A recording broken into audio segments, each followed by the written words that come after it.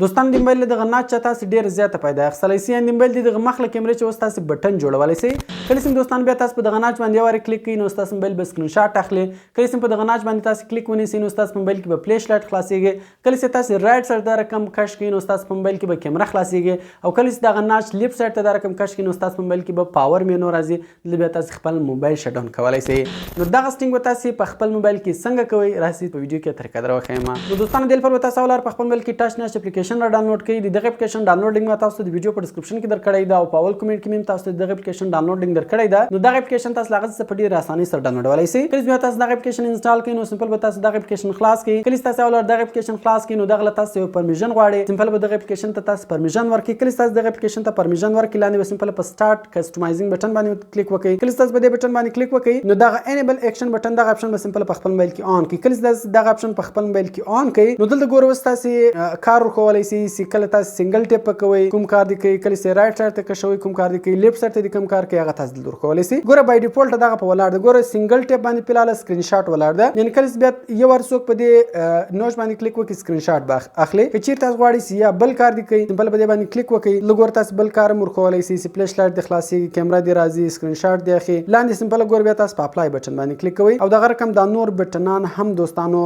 دلته تاسو ورکولای شئ بیا رائټ سایډ ته کښوي دا کار دی کوي لیفټ سایډ ته کښوي دا کار دی کوي لانګ پریس یعنی تر ډیرو سړی ګوته په ونیسي دا کار دی کوي نو دغه رقم دوستانو دغه اپلیکیشن په ذریعه سره تاسو په ډیره اسانۍ سره اوس کولی شئ